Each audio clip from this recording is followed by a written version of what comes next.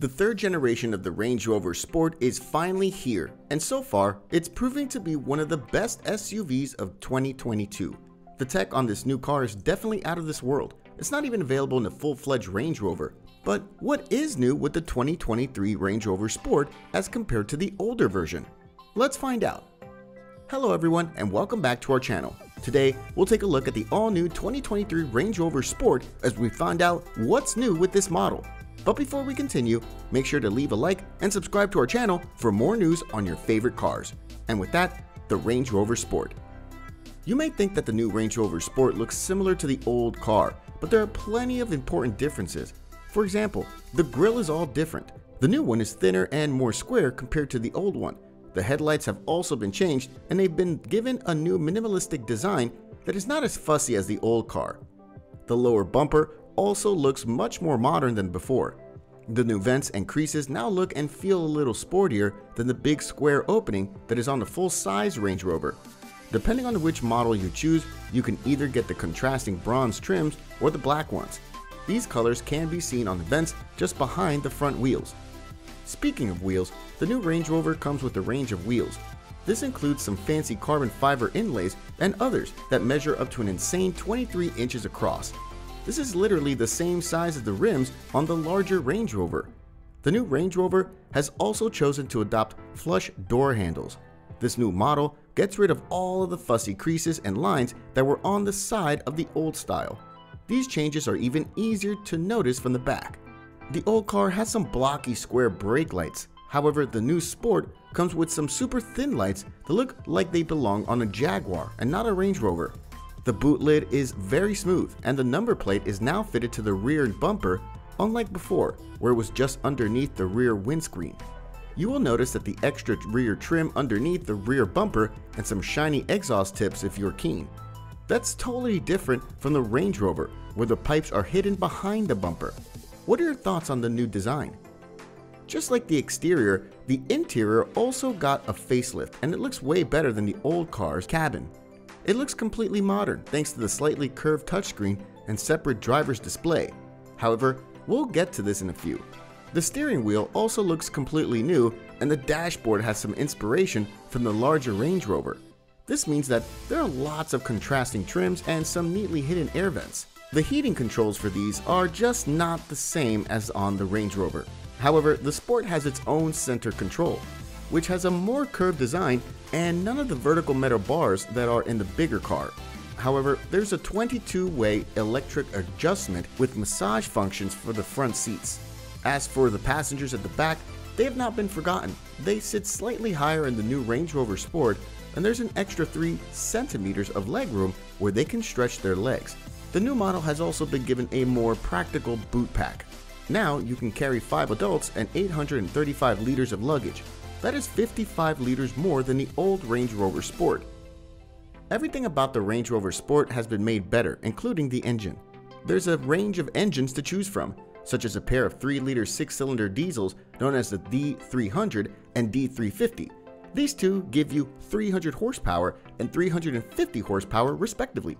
There's also the P400 model, which comes with a 3.0-liter 6-cylinder engine giving you 400 horsepower. Next up, there are the P440 and P510e plug-in hybrid models. These ones also come with a 3-liter 6-cylinder petrol engine that is mated to an electric motor that produces 142 horsepower. These two will give you either 440 horsepower or 510 HP respectively. The electric motor is powered by a 38 kilowatt-hour battery, which Land Rover claims will let you go for about 70 miles in electric mode only. In the real world, it will definitely be a little less. If you're not bothered about the economy, you can decide to go for the twin-turbo V8 model.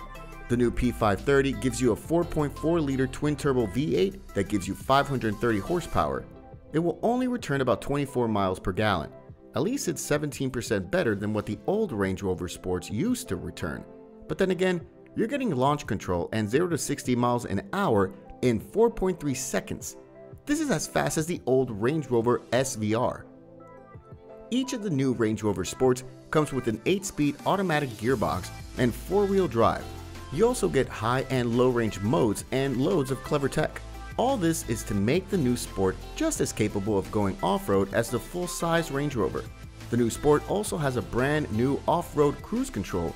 This is the first Land Rover in one of its production cars. This feature will monitor the surface you're driving on and change the car's speed and suspension setup to ensure that you don't get stuck. This works alongside the new Wade driving mode to make sure you don't drive into deep water too quickly. The new Range Rover is capable of driving through water that is up to 90 centimeters deep. This is just the same depth as a Land Rover Defender and a full-size Range Rover. If you're serious about going off-road, you might want to stay away from the plug-in hybrid models. They lose about 7mm of ground clearance and 18mm of axle articulation as compared to the normal diesel and petrol models. The new Range Rover Sport comes with the firm's latest PV Pro infotainment system, just like the one in the larger Range Rover. There's a 13-inch central touchscreen and a 14-inch screen where there were analog bars in the old car. You can enjoy wireless Apple CarPlay and Android Auto and a wireless phone charging pad under the center console. You can also use Amazon Alexa with the help of the car's voice recognition software. This means that you can control smart gadgets at home while you're driving back from work. Land Rover Personal Assistant, which gives you the ability to do such things as make phone calls and control the heating without physically touching the knobs or touchscreens. You can decide to get the new car with an upgraded Meridian sound system, which has 1,430 watts of power and extra speakers in the headrests. These work as part of the active noise cancellation system to reduce the volume of wind and tire noise as you drive along. Land Rover has confirmed that the all-electric version of the new Range Rover Sport will be available. This new car is set to arrive in 2024, which is roughly the same time as the new electric version of the latest large Range Rover.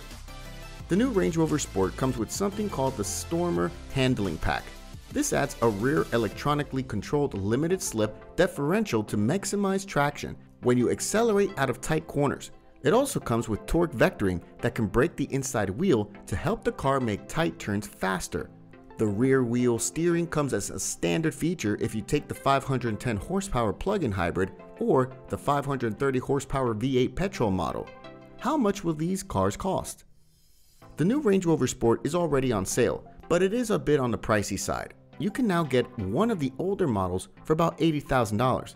However, if you're looking for the entry-level new Range Rover Sport with a 300 horsepower diesel engine, it will be about $100,000. This is even higher than the entry-level BMW X5 or Mercedes GLE. It's even higher than the basic Audi Q7.